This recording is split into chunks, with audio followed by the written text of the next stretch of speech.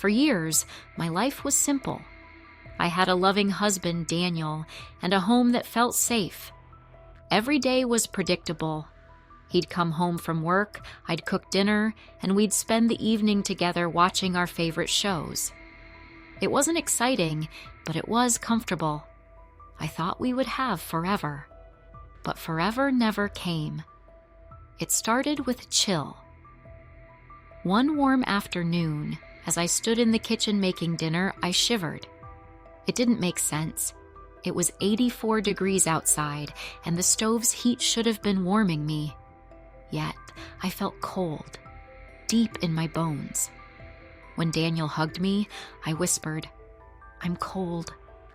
He laughed, thinking it was a joke. But I wasn't joking.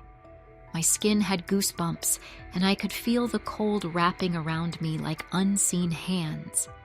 We thought it was just a fever, something that would pass in a day or two. I prayed that night, asking God to take the cold away.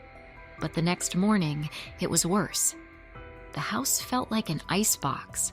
My teeth chattered, my body shook, and no amount of blankets helped. Daniel did his best. He made soup, kept the heater running, and even brought in extra blankets. But nothing worked. Each day, I became colder. The chill wasn't just in my skin. It was inside me, spreading like poison. We saw a doctor, but they found nothing wrong. Poor circulation, they said. They gave me pills that did nothing. The world outside was still warm, but my world was frozen. My faith wavered. I begged for relief, but no answer came. I stopped eating, stopped leaving the bedroom. The warmth of my husband's touch became unbearable. It burned like fire against my frozen skin. Then came the night I stopped believing. I had been praying every day, but now something inside me broke. I whispered into the darkness, "If warmth won't return to me, then I'll find another way." I don't know why I said it. Maybe I was desperate. Maybe something else had taken hold of me. The next morning, I woke up feeling different.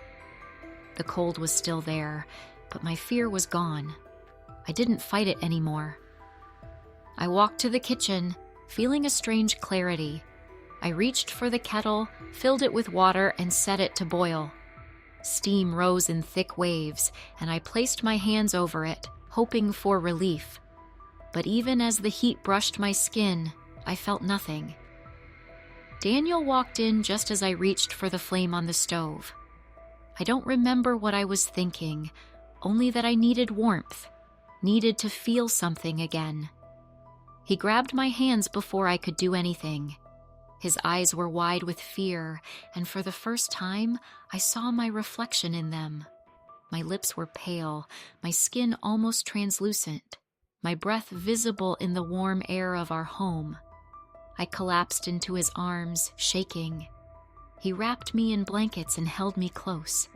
This time, I didn't resist. I let him pull me back, let his warmth surround me.